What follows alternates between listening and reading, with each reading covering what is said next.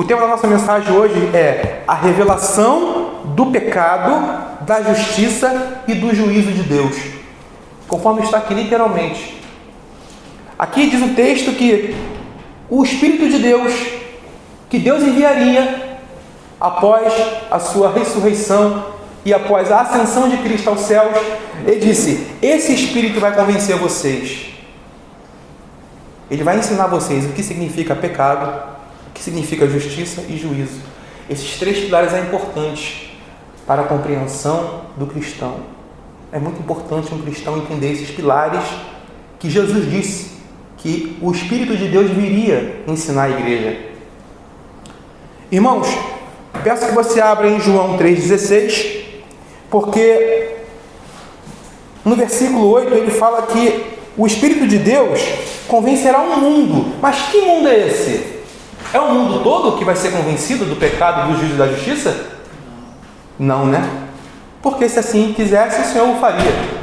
Vamos entender quem é esse mundo. Porque ele está dizendo que o Pai vai enviar o Espírito na terra e vai convencer o mundo. Mas que mundo é esse? Vamos procurar entender um pouco sobre o que o Senhor nos ensinou. João 3,16. Você que já abriu, vou ler aqui com você agora. Vamos entender um pouco sobre o conceito de mundo na palavra de Deus, o que o Senhor quis nos ensinar. Tá bom? É um texto muito conhecido, né? Aqui na minha epígrafe fala sobre a missão do Filho. Porque Deus amou o mundo de tal maneira. Então lá ele diz que o Espírito de Deus vai convencer o mundo. E o texto de João diz que Deus amou o mundo de tal maneira. Vamos entender o que significa esse mundo e quem pertence a esse mundo. Muito interessante. Que deu o seu Filho unigênito, para que todo aquele que nele crê não pereça, mas tenha a vida eterna.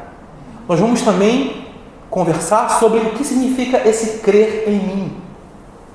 Porque não é crer como a tradição ensina. Isso é muito importante. Você não vai ver ministérios pregando sobre isso. Por quê? Porque eles querem manter as pessoas sentadas, sendo apacentadas, as pessoas servindo o ministério pessoal deles. Mas se um verdadeiro cristão se levantar no meio da congregação para explicar o que significa crer em mim, certamente no meio da congregação vai haver corações desfalecendo. Pessoas vão ser confrontadas quando entenderem o que significa o crer em mim. Porquanto Deus enviou o seu Filho ao mundo, não para que julgasse o mundo. Então Deus não queria julgar o mundo de forma de trazer juízo para esse mundo que ele vai se revelar, entende? Então Deus amou o mundo de tal maneira e enviou o seu Filho unigênito. E aqui ele diz ainda que Deus enviou o seu Filho não foi para julgar esse mundo, que ele mesmo está resgatando e salvando, mas que esse mundo fosse salvo por ele. Vamos entender agora o que significa esse mundo. Quem nele crê não é julgado. Então aqui está a questão do ensino do mundo ao qual o Senhor está se reportando. Então no mundo que você conhece, que eu conheço, nessa nossa geração, porque você foi semeado com consciência nesse tempo e espaço que está aqui agora. Eu tenho consciência de quem está aqui. Sibeli está aqui, Cris, Anderson, Vitor, Carla, meu pai. Eu tenho consciência. Eu processo a consciência de tudo que está acontecendo aqui. Então Deus está falando o seguinte: eu não vou julgar o mundo do qual aqueles que receberam a fé no meu nome. E qual é o entendimento básico aqui? Que aquele que crê no Filho de Deus não é julgado. O que não crê está julgado. Então, não é o mundo todo que vai crer em Jesus. É o mundo todo? É o mundo todo que vai crer em Jesus?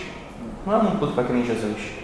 Então, ele está se referindo a esse convencimento, e convencer significa com, do prefixo estar junto, vencer.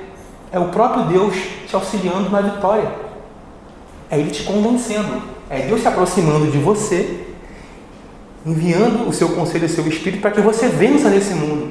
Por isso que Ele vai convencer o Filho de Deus a perseverar na palavra da doutrina e da verdade.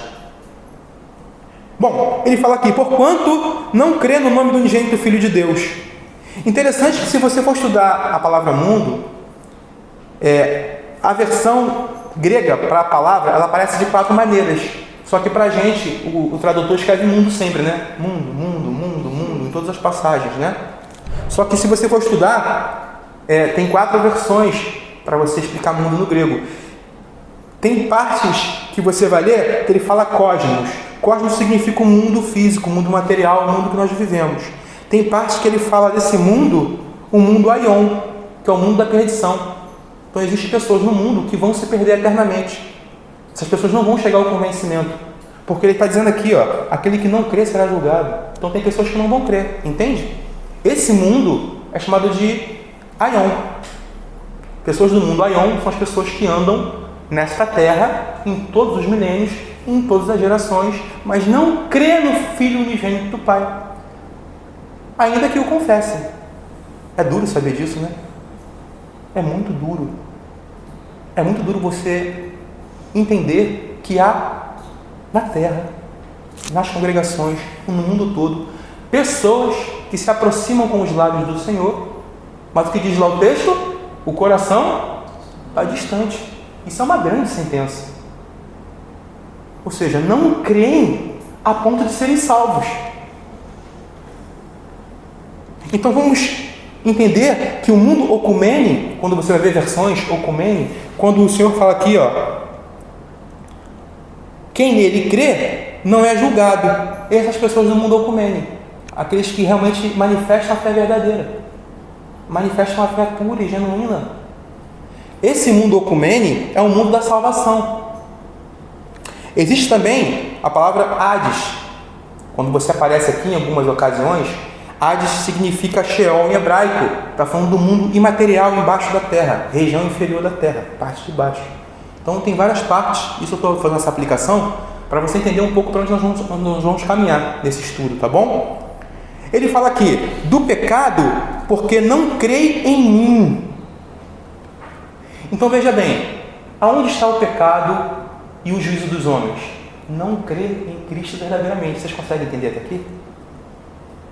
Existe uma forma de crer que gera uma fé genuína e santíssima, uma fé que gera a salvação em Cristo.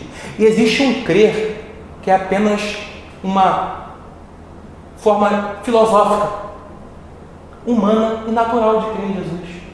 A Bíblia fala sobre o homem natural e fala sobre o homem espiritual. O homem natural, ele não manifesta a fé que salva desse mundo ocumene. Ele não consegue em si mesmo manifestar essa fé. Ainda que ele ande 40 anos, 50 anos na igreja, ainda que ele ande recebendo a ministração, recebendo o conselho, ele não consegue gerar essa fé, porque não requer, não está na esfera, no campo dele, gerar essa fé santíssima para a salvação. Não sei se vocês entendem. Então, o que nós queremos explicar aqui para vocês em nome de Jesus? Que não crer em Jesus da forma correta é um grande pecado. Existem muitas vozes no mundo, muitos ministérios que ensinam que se você vier para a igreja, se você sentar, se você der o dízimo, se você carregar uma Bíblia na mão, se você andar por aí falando que você é crente, você está salvo. É um grande erro. Por que será que você nunca se deparou com essa mensagem que eu estou trazendo hoje? Por que será que você nunca se deparou com um ministério falando dessa maneira? Porque eles não querem perder as pessoas, vocês entendem? Um líder de uma igreja grande com 3.000 pessoas não pode trazer mensagem dessa e dizer, olha, no meio da congregação tem aqueles que não vão receber a fé santíssima. Aí as pessoas, pô, mas eu dou o dízimo de R$1.000 aqui, tu está querendo insinuar que eu não tenho a fé verdadeira? Não. Aqui ninguém tem autoridade para julgar ninguém. Quem julga é a palavra que eu tenho pregado de Jesus. É assim ou não é? Jesus fala assim, eu ninguém julgo, só que a própria palavra julga. Então aqui ninguém tem autoridade para julgar ninguém. Temos que pregar a palavra. Só que Deus constitui o Ministério de Graça e Comunhão com uma palavra estreita, apertada mesmo. A começar por nós, por mim. A começar por aqueles que ministram. É muito difícil, irmãos, a gente buscar em Deus o conselho para gerar essa fé santíssima no Senhor. Ele fala ainda em João 9,39, eu vou ler aqui, tá? Não precisa abrir não, irmão. Se quiser abrir, tudo bem, para a gente poder caminhar por causa do horário. Em João 9,39 fala assim, prosseguiu Jesus, Olha o que ele fala: eu vim para este mundo para juízo. Mas de que mundo é esse que nós estamos falando? Esse mundo que vai receber o juízo é um mundo aion. Deus vem na terra julgar pessoas, sim ou não? Sim. Ele vem separar uns para a direita e outros para a esquerda, sim ou não? Sim. Então ele vem para juízo. Então ele está dizendo assim, a fim de que os que não vêm, vejam. Então ele vai vir, alguns vão ter a visão de quem ele é e vão enxergar o reino de Deus. E vão conseguir passar por essa porta, e vão ser sustentados, e vão receber esse convencimento do Espírito para a salvação, entende? E os que vêm se tornem cegos. Aqui está o juízo. Então é possível andar com Jesus, é possível ver as obras, ver os sinais que ele realiza, é possível ver os milagres, porque esses que não vêm eram os fariseus que estavam perto dele, os saduceus, escribas, homens religiosos. Estavam andando com Jesus, viam os sinais todos, mas eles assim, esses aí são cegos, porque não creem em mim. Então não crer em Jesus é uma sentença de perdição. É por isso que você, estudando escatologia, você vai entender que quando Cristo veio, na época dele, depois que ele ascendeu aos céus, toda a geração de judeus e israelitas foram endurecidas por não crer nele. Entende? Estão encerrados em pecado. E quando Daniel escreve lá, que nos últimos dias, Deus vai vir sobre a nação de Israel e vai tirar eles da transgressão, a transgressão com que o meu povo até hoje me afronta, ele fala lá, eu estou aqui na verdade conjecturando, está falando desse crer nele para a salvação. O povo de Deus não crê, entende? Então eles estão encerrados. Ele fala que ainda, alguns dentre os fariseus que estavam perto deles perguntavam, acaso também nós somos cegos? Eles se ofenderam. Eles ouviram a mensagem de juízo do Senhor, ele nem falou nada. Ele falou assim, eu vim para os que não veem, vejam.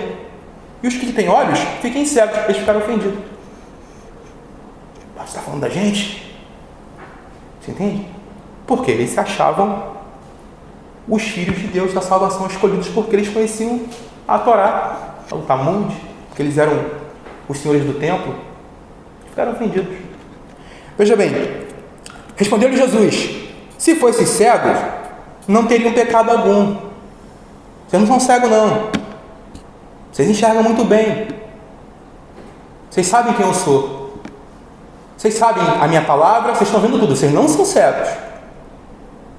Mas por que agora vocês dizem, nós vemos? Então quer dizer que você me enxerga, né?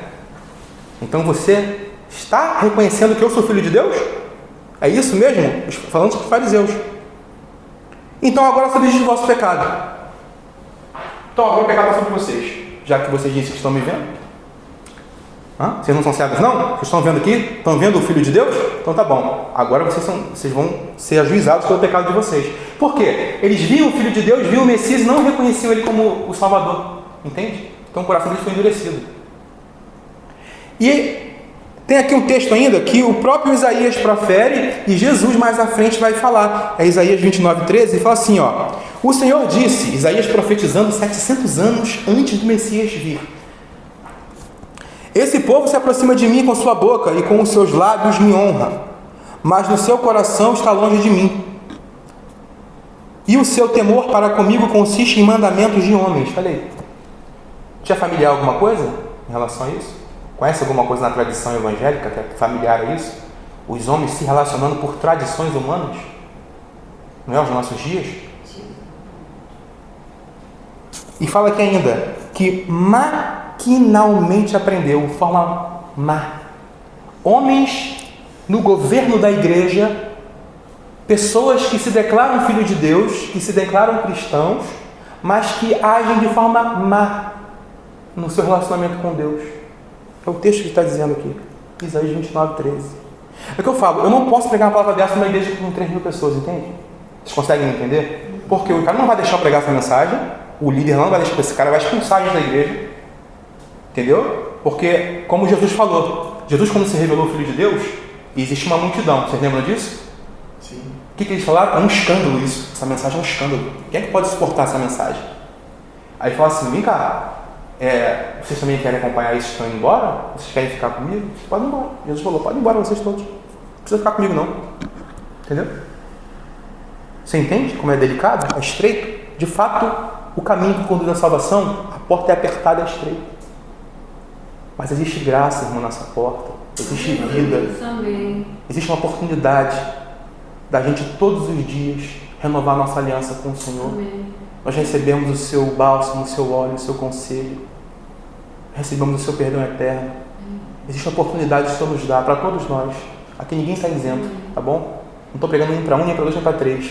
Essa pregação é para a igreja. Eu estou inserido nela, com a minha casa, com a minha família. Entende? Arrependimento significa ressurreição, é vida. Aquele que se arrepende de fato verdadeiramente, ressurge, irmão. Ressuscita, vem para a vida, vem para fora, como Lázaro. Aquele que se arrepende de fato na essência, a pedra se abre, vem para fora. Vem contemplar o Filho de Deus. A primeira coisa que Lázaro viu foi Jesus, não foi? Tiraram as atas dele, né? Estava morto, né? Todo coberto de fita. Abriu e quem viu? Jesus. É isso. A gente precisa ter essa experiência de encontrar com Cristo todos os dias. Salmo 50, 16 fala assim. Salmo 50, 16 é interessante. Porque interessante isso, Senhor. É muito forte. É muito forte. A Bíblia diz que Deus chama o povo dele de ímpios. Só que no meio da igreja, no meio da congregação, no meio do povo, você vai lembrar lá. Se você estudar o Antigo Testamento, você vai ver um povo reprovado no deserto. Você vai ver um povo sentenciado na própria nação de Israel, quando foi dividido o reino. Você vai ver. Você vai ver um povo idólatra que entra em apostasia. Você vai ver. Você vai ver reis, sacerdotes, levitas se corrompendo, indo após outros deuses, se esquecendo do Senhor. Você vai ler lá e você vai ver como Deus chama um povo de apóstata, já desde a antiga aliança. É a história da igreja. E aqui no Salmo 50, 16, ele chama pessoas no meio da igreja de ímpios. Olha como é que é duro isso, irmão. Ele fala aqui, 50, 16, mas ao ímpio diz Deus: de que te serves repartires os meus preceitos e teres nos meus lábios a minha aliança? De que serve para você? Ou seja, no meio de um povo, existe um outro povo. Entende? Então, assim, de que adianta você me conhecer, conhecer a minha aliança, tomar meu nome nos lábios? Está dizendo aqui, se você rejeita as minhas palavras, se você rejeita meu conselho, você toma o meu nome em vão. Veja comigo no versículo 17. Uma vez que aborrece a disciplina, não gosta de ser corrigido, não aceita a correção do Senhor. E fala aqui ainda, e rejeitas as minhas palavras. Se você vê um ladrão, você te comprases nele, e com os adúlteros você se associa. Está pregando para o povo, irmão. Irmão, essa palavra aqui é para a igreja, é para os nossos dias.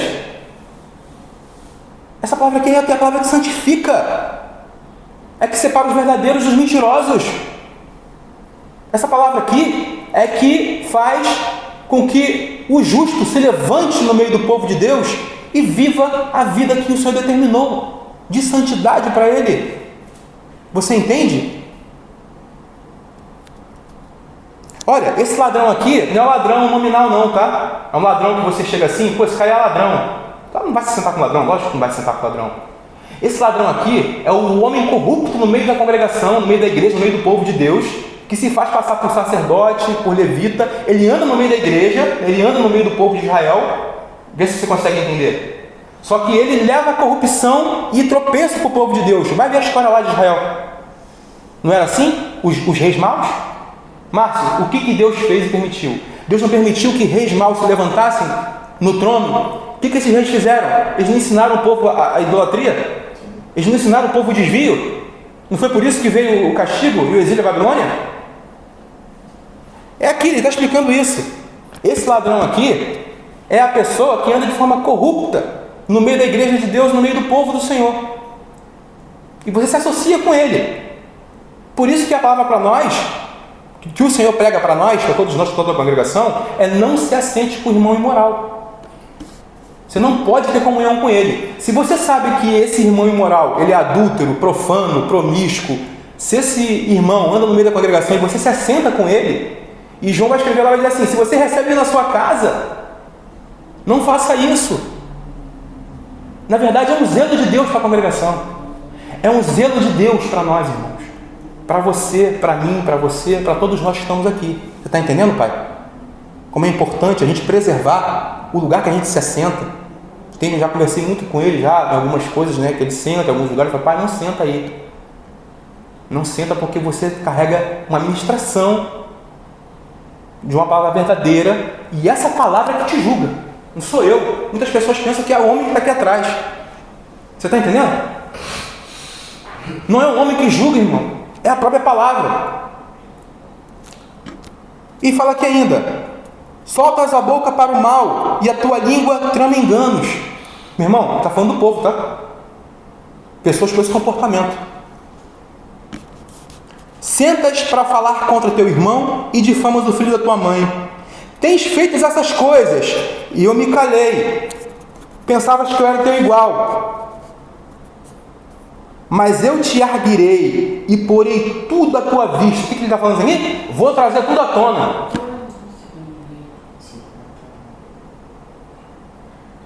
É a própria palavra de Deus que está sendo falada aqui. É o próprio Senhor falando. Então, já que você anda desse jeito, faz o seguinte: eu vou revelar tudo que está no coração oculto dos homens.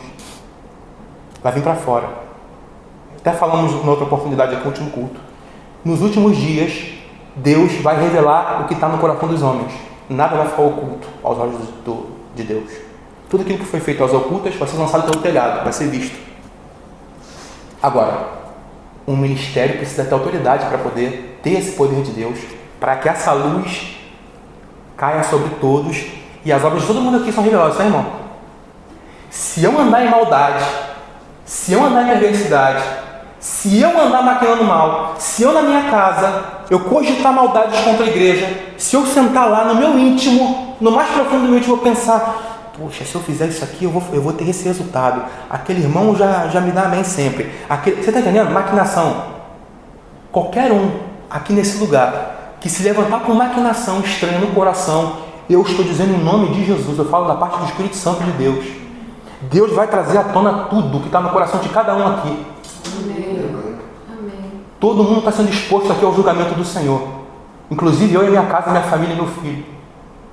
E Davi orava assim: Senhor, entra em sentença comigo, entra em juízo comigo, vê se tem em mim algum caminho mau, Senhor, vê se tem algum caminho mau em mim, Senhor, mas endireita, Senhor, pelas vidas eternas da tua justiça. Eu não quero que nenhum caminho mau habite no meu coração. Você entende a diferença?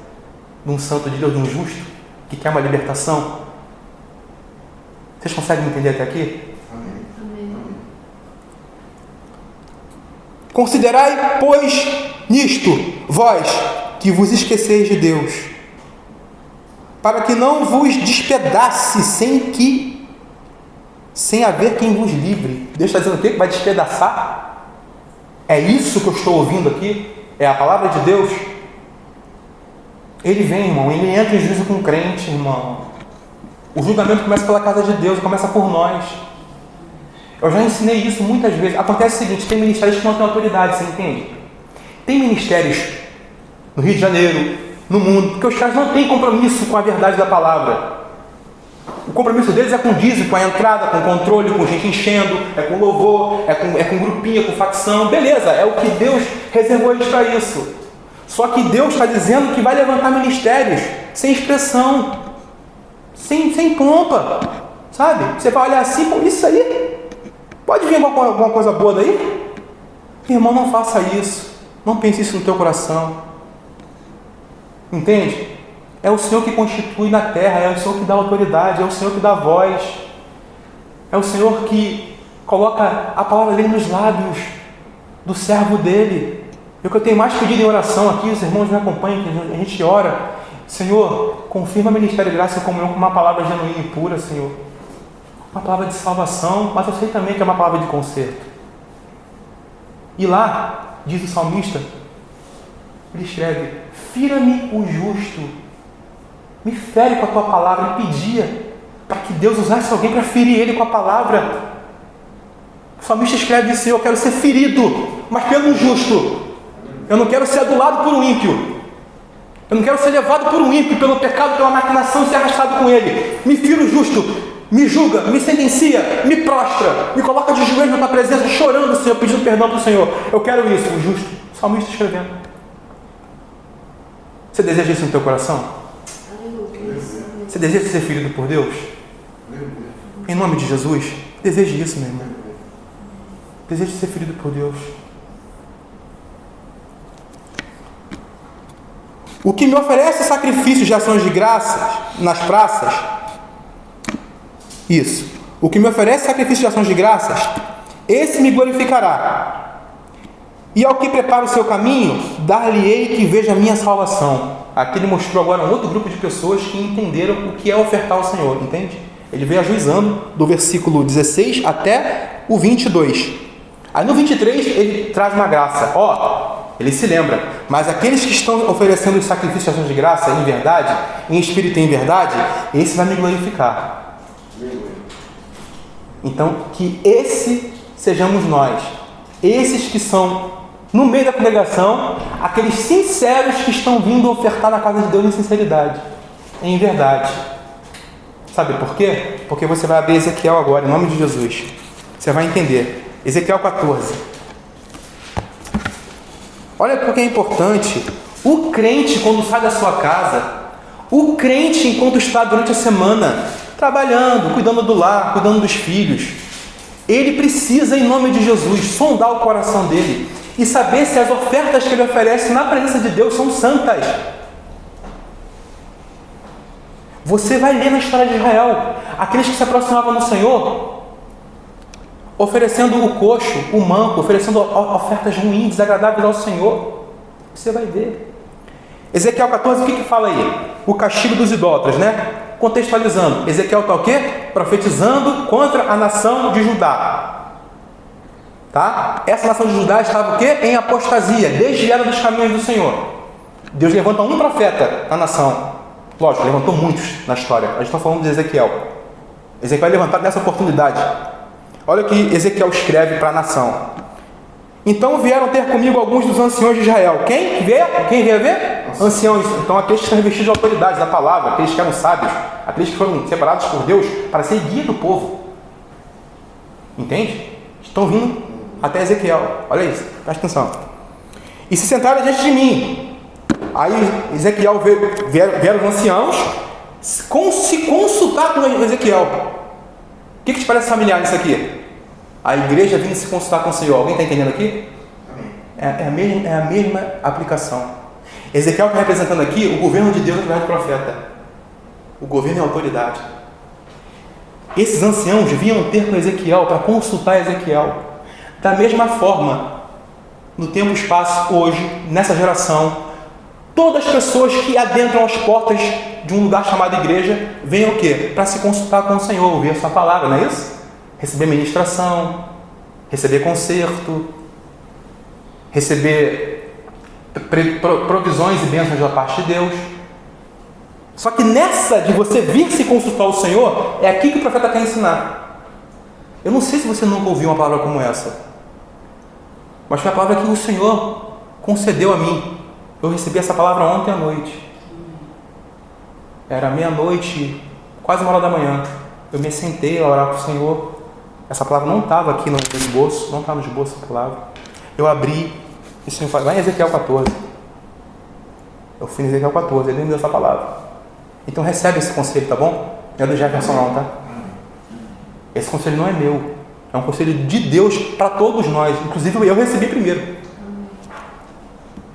Vem a minha palavra do Senhor dizendo, Ezequiel, filho do homem, estes homens levantaram os seus ídolos dentro do coração. E está revelando ao profeta, essas pessoas que estão vindo aí, eles carregam ídolos no coração, esses anciões aí. Eles estão vindo até você, eu vou revelar quem eles são.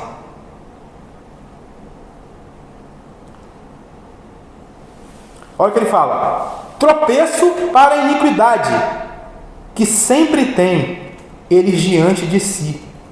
Acaso eu permitirei que eles me interroguem? O que está dizendo aqui? Você acha que você, Deus está falando para o profeta, você acha que eles vão aqui entrar na tua presença, vão te consultar e vão querer me interrogar, me colocar na parede, eu, o Todo-Poderoso, sendo que eles carregam ídolos no coração? Eles carregam falsidade no coração, esses anciãos?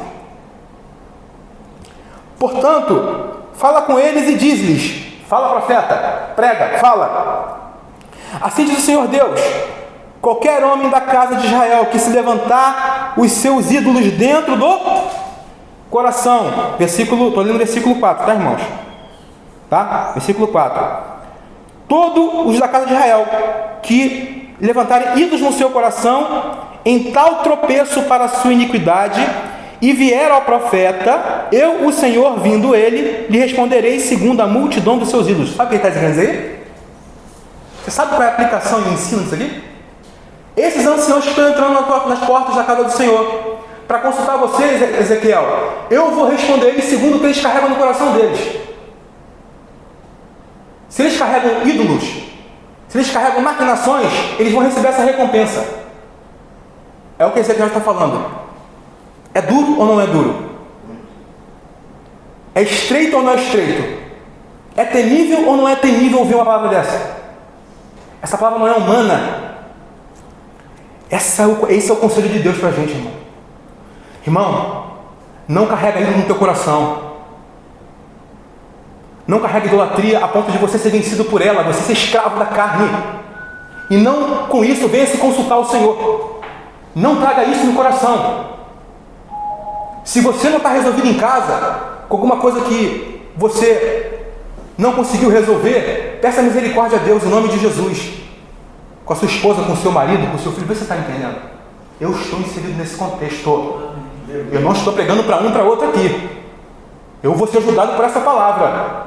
Eu invoco essa palavra sobre a minha casa e sobre a minha família. Senhor, se tiver um ídolo no meu coração, na minha casa, na minha família, na minha esposa, em nome de Jesus, Senhor, julga meu coração também, julga. Eu quero ser julgado pelo Senhor. Eu quero ser julgado pelo Senhor em nome, por essa palavra. Eu coloco a mão na Bíblia aqui, eu quero ser julgado por essa palavra. Se eu for achado em falta, o Senhor me corrija. Você pode fazer isso? Você pode botar a mão na Bíblia? Em nome de Jesus? Ou então, não precisa botar a mão na Bíblia. Você pode falar com o Senhor, Senhor, se eu estiver em falta contigo, Deus, sobre essa palavra, Senhor, se no meu coração tiver uma multidão de ídolos, de pecado, de transgressão e de erro, se eu venho à tua presença consultar o Senhor na casa do Senhor, Senhor, seja julgado por essa palavra. Deus, eu quero achar misericórdia nas tuas mãos, eu quero encontrar o perdão do Senhor, eu quero confessar minha transgressão e meu erro diante do Senhor. Pai, renova a tua aliança comigo, em nome de Jesus.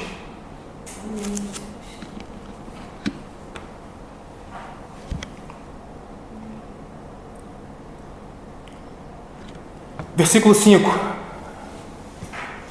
Para que eu possa apanhar a casa de Israel no seu próprio coração. O que Deus falou? Que Ele queria pegar Israel todo, não é isso que Ele está dizendo? Deus falou, eu quero pegar cada uma dessas pessoas do coração. Eu quero que eles venham até mim. Deixa eles virem. Eu vou pegar um por um. É o que Deus está falando. Toda a casa de Israel que andando desviada. Todos eles foram sentenciados e julgados. Mas um povo remanescente, se você for estudar esse contexto, Jeremias, depois de levantado por Deus, fala, olha, o Senhor vai trazer Nabucodonosor. Ele vai entrar nas portas. Ele vai arrastar as mulheres. Ele vai ferir as crianças. Ele vai matar os jovens. Tudo isso aqui vai ser consumido. Eu estou indo da parte do Senhor, Jeremias dizendo, aceitem o governo de Nabucodonosor. Não se rebele contra o governo do ímpio. Nesse contexto é o governo do ímpio que está vindo. Tá? Todo aquele que ouvir as minhas palavras vai ser levado cativo para a Babilônia e não vai sofrer o dano. Eu vou prosperar vocês lá na Babilônia. Vocês vão ficar 70 anos lá. Depois vocês vão vir e eu vou restaurar a terra e a cidade. Esse era o ensino. Jeremias se levantou e falou isso para toda aquela nação. Existia aqui no meio do povo aqueles que ao ouvir isso se organizaram. Vamos para o Egito. Vamos fazer aliança com o Egito e vamos sair daqui antes que o Senhor venha destruir a cidade. Sabe o que o Senhor falou? Aonde algum filho de Israel for sair daqui, se quiser fazer aliança estranha com o Egito, a minha espada vai alcançar eles lá no Egito. Olha que terrível, irmão. É o nosso Deus. É o nosso Senhor. Ele trata assim com a igreja. Ele trata assim com o seu povo. Me desculpa se você nunca ouviu desse jeito. Então, muitas famílias saíram de Israel, saíram de Judá e foram para o Egito.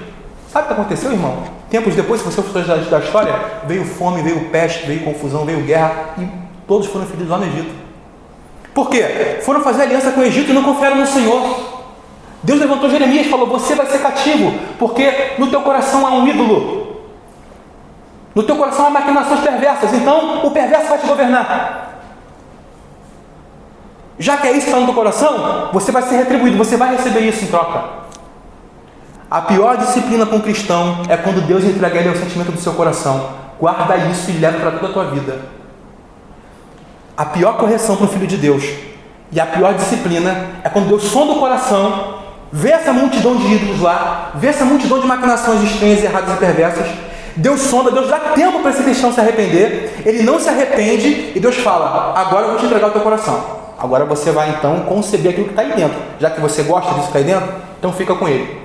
Foi o que Deus fez com a nação de Judá. Nabucodonosor veio, invadiu, botou tudo a fogo, destruiu e foram exilados. E Deus ainda falou com o profeta: se vocês insistirem em ficar em Judá, porque teve aqueles que insistiram, teve alguns dos remanescentes, não da salvação, alguns do povo que não quis ir cativo de Nabucodonosor. Estão entendendo até aqui? Eles quiseram ficar, mesmo com a cidade destruída, mesmo com tudo arruinado, eles queriam ficar lá, não queriam largar aquilo. Deus falou: se alguém tentar ficar aí em Judá, eu vou vir, vou trazer peste, espada e guerra também. Eu vou ferir quem ficar aí, porque a minha ordem foi: vai e segue. Segue a ordem do Nabucodonosor. Se você fizer uma aplicação para os nossos dias, é o crente quando recebe a disciplina, recebe o juízo e não quer largar aquilo que Deus falou: sai daí. Você entendeu? Consegue entender até aqui? É o crente que Deus veio, ajuizou com ele, corrigiu, deixou tudo destruído, botou tudo a fogo, a chão e falou assim: agora tu sai daí. Ele não quer sair mesmo assim, ele fica agarrado com aquilo que é escombro, que é ruína, que é cinza. Ele falou: se insistir em ficar e eu for para o Egito, eu vou julgar em ambas situações. Se tentar se mexer, se tentar sair, se for para lá, se for para cá, se ficar, vai receber a sentença. Seguem a direção que o profeta deu. Naquela ocasião foi ser sujeito a Nabucodonosor. Esse é o contexto desse cenário que eu estou apresentando para vocês aqui, Ezequiel. Então, para concluir, vamos lá, para finalizar, versículo 7. Não, vamos no versículo 6. Portanto, diz a casa de Israel: assim diz o Senhor Deus: convertei-vos, está anunciando o arrependimento, e apartai-vos dos ídolos, e dai as costas a todas as vossas abominações. Aqui, a misericórdia de Deus. Em meio ao caos, Deus pregando arrependimento. Se convertem a mim, se apartem dos ídolos, larguem essa obra, se voltem a mim, sigam-me, recebam minha palavra e meu conselho.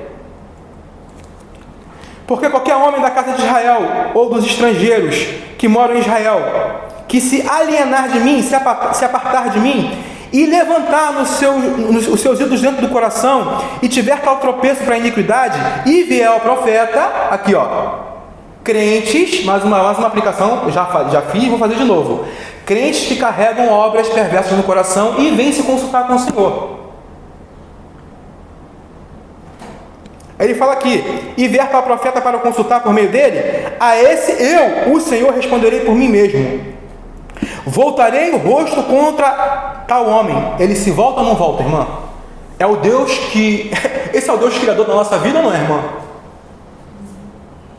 É o nosso Senhor, não é? Que trata assim com o crente, que trata assim com a igreja. Voltarei o rosto contra tal homem e o farei sinal e provérbio, e eliminarei do meio do meu povo, e sabereis que eu sou o Senhor. Então o juízo e a correção e a disciplina na casa de Deus, no meio da congregação, é para revelar a autoridade e o governo do Altíssimo. Então, se daqui a um tempo a gente porventura estiver num outro ambiente, em outro lugar, numa igreja grande, se o Senhor assim nos permitir, se Ele quiser também fazer isso, e a gente tiver uma multidão de pessoas, e o Senhor me permitir que eu volte essa palavra lá um dia, essa palavra vai ficar guardada, e Deus sabe a oportunidade que eu vou trazer lá de novo. Eu já estou profetizando daqui para frente, entende? Estou profetizando já os dias da frente. É para que, se a gente vê no meio da congregação algo acontecendo nesse sentido, é para que todos aqui temam o Senhor. É para que todos aqui saibam que, de fato, quem governa a nossa vida é o Deus Altíssimo, é o Deus Eterno. A gente não está sendo governado por religião. A gente não está sendo governado por mãos de pastores que querem arrancar a lã da ovelha, que querem expulsar do aprisco, que querem manipular a casa do Senhor. Não. A gente está sendo governado pela palavra. Quem está acima da gente é a autoridade de Jesus sobre nós. Não sei que horas tem, irmãos. 10h58. Porque eu tenho uma parte ainda para poder terminar.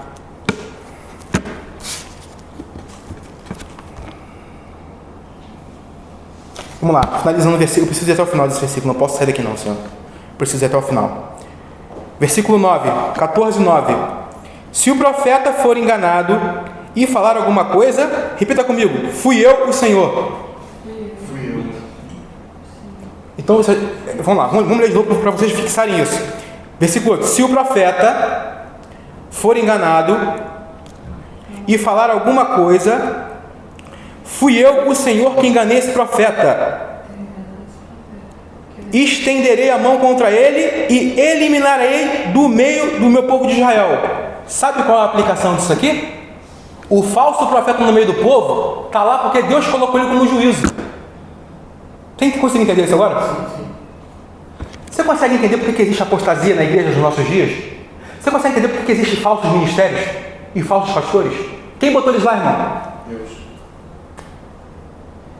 Por que Deus colocou ele lá? Para ele ser julgado. Porque o mal julga o mal. Você consegue entender isso? O bem não pode ser julgado pelo mal. O bem prevalece. Então, como é um falso profeta, como tem um coração desviado dele, Deus está falando assim, eu vou sentenciar ele. Ele fala aqui, eu vou estender a mão contra ele e vou eliminar do meio do meu povo, porque é falso profeta. Isso aqui é o governo de Deus ou não é? Quem está governando aqui, não é Deus? Sim. Ainda que o povo, nessa ocasião, o povo, não, mas nós temos o templo. Deus não vai permitir que Nabucodonosor venha. Os falsos profetas ficavam profetizando bênção. Não, de modo nenhum. Isso que Jeremias está falando, Ezequiel está falando, é mentira. E que você já está pregando aí não é verdade, não. Essa palavra não é de Deus, não. A palavra de Deus é bem. Não, vai sair, vai ter bênção. Nós temos o templo, nós temos a palavra, nós temos a lei. É o nosso Deus, Ele que nos tirou do Egito. Falso profeta. Só profetizando vitória, conquista, bênção. Você vai adquirir, você vai crescer, você vai não sei o que lá. Vem fazer campanha comigo, faz campanha, vamos embora, vamos crescer, ano da vitória, ano da conquista. Já ouviu isso por aí? Esse é o ano da conquista. Falso profeta. Deus não precisa que nenhum boneco suba ao altar para ficar profetizando ano de não sei do que, ano de não sei o que lá, ano de não sei das quantas. Não precisa.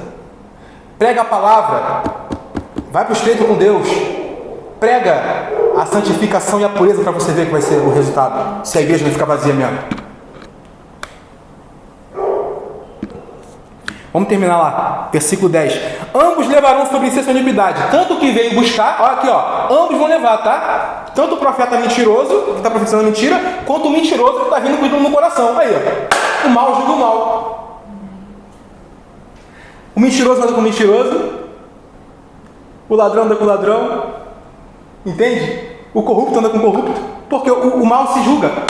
Deus não vai usar, veja bem, Deus usa o bem e a voz profética para sentenciar, mas na hora do resultado chegar, é o mal julgando o mal beija com o mal. Você consegue entender até aqui? Ambos levarão sobre si essa iniquidade. A iniquidade daquele que consultará será como a do profeta. Os dois recebem a mesma sentença de juízo. São reprovados e eliminados do povo. Irmão, olha só. Eu não sou louco não, né? Você acha que eu não sou louco não, né? Está pregando isso aqui não, né? Porque você está achando que isso aqui só foi para o Antigo Testamento? Vocês estão achando que isso aqui é só por tempo de... Irmão, é aliança.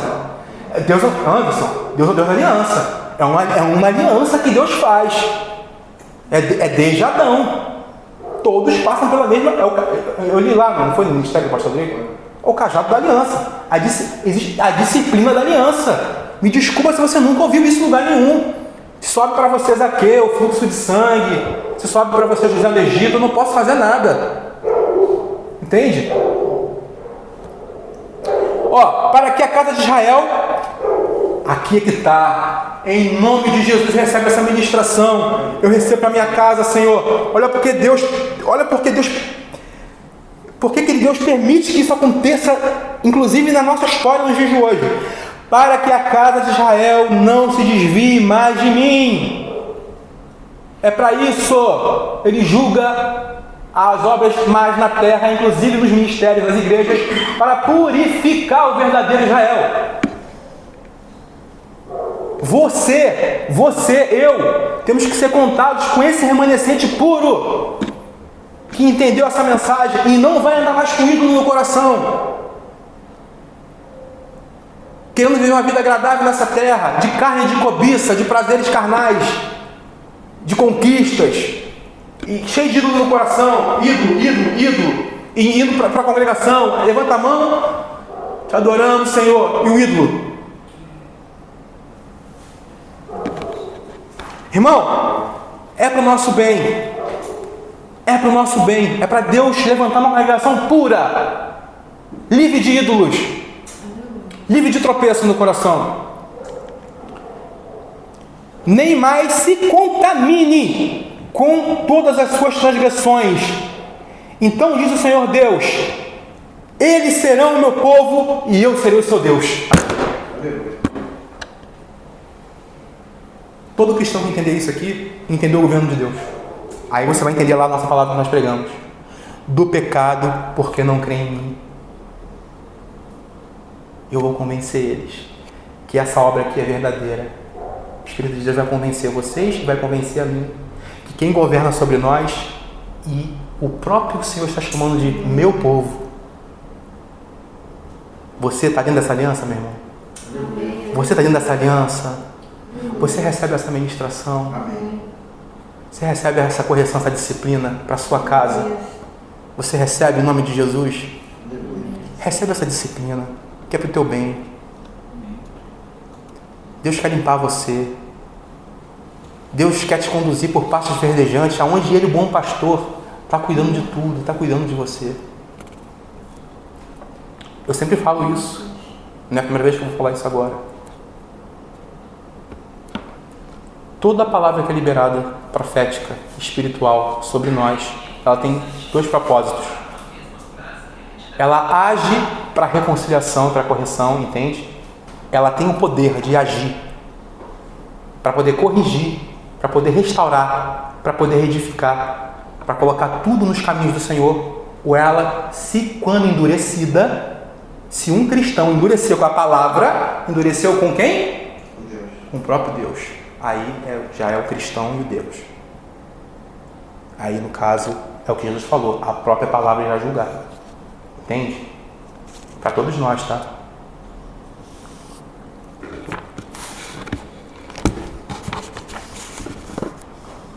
Romanos 9:6. E não pensemos que a palavra de Deus haja falhado. Ele fala aqui, querendo explicar. Porque nem todos os de Israel são de fato israelitas.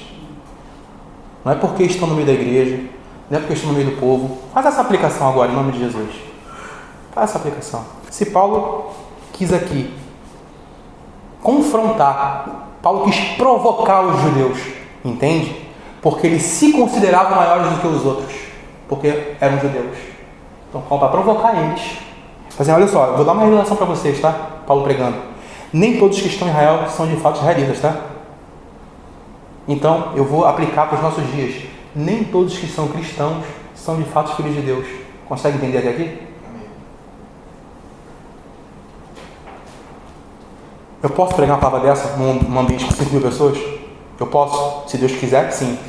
Se Deus me levar lá, eu posso. Mas você entendeu que isso aqui coloca uma divisão? Isso aqui de fato é o cajado da aliança? Posto. Aquele cajado que eu li lá em Ezequiel, essa palavra aqui. É quando Deus bota o cajado e fala assim: passa debaixo da minha autoridade.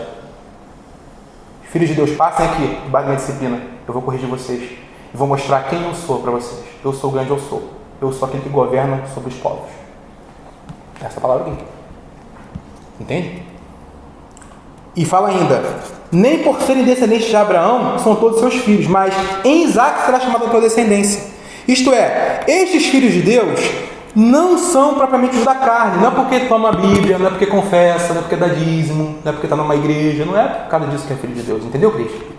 Amém. Você já ouviu uma palavra dessa? É difícil, hein? É difícil. É difícil. É difícil. É para a gente criar estrutura aqui e criar um temor do Senhor. Mas devem ser considerados como descendência os filhos da promessa. Aqui a promessa aqui, ó, sobre os filhos que vão manifestar a mesma fé que Abraão teve. Esses são contados como os filhos da promessa, os filhos de Deus. Entende? Porque os simples ouvidores da lei não são justos diante de Deus. Consegue entender aqui que não adianta ir para a igreja, sentar 30 anos ouvindo culto, dando dízimo, cantando louvor? Porque você não é justificado porque está sentado ouvindo a palavra. Não são os justos. Não é só porque está sentado ouvindo que está justificado. Ele conclui aqui: mas os que praticam a lei são justificados. É praticar a lei do mandamento, do governo do Espírito sobre você. Arrependimento, regeneração, ser nova criatura. Sabe? Tratar na congregação de forma pura e pacífica, sem maquinações. É isso. Quem pratica assim está justificado. Mas quem é somente ouvinte, não. Entende? Gálatas 5.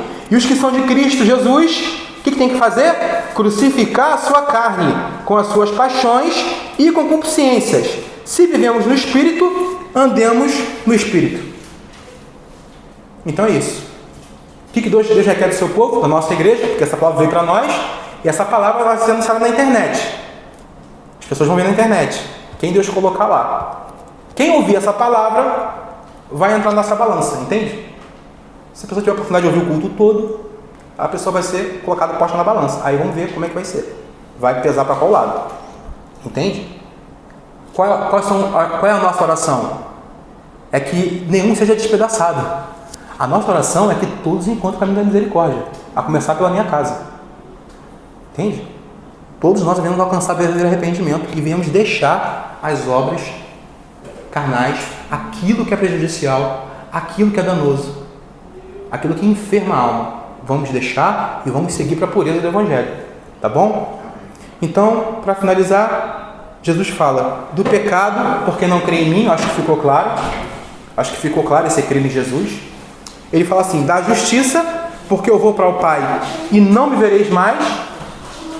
Ou seja, a justiça de Deus se cumpriu. Deus enviou quem? Jesus Cristo. Não é isso? Então a justiça se cumpriu. Ele falou assim: eu vou fazer vocês crerem na justiça porque agora eu vou para o Pai. Ele foi para o Pai e enviou quem? O Consolador, enviou o Espírito. Então a partir de agora, somente pela fé. Então para você receber a justiça, só se você receber um dom de Deus. É por isso que ele está falando aqui. Eu vou para o Pai, porque vocês não vão me ver mais.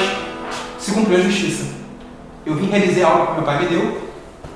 E agora o justo vai entender a justiça, não mais porque eu estou pregando aqui, entende? Eles estavam vendo Jesus, né? Pregando, fazendo sinais. Mas agora, aqueles que vão ser justificados vão receber um dom da fé, que vai vir sobre eles e vai ensinar esse caminho de justiça.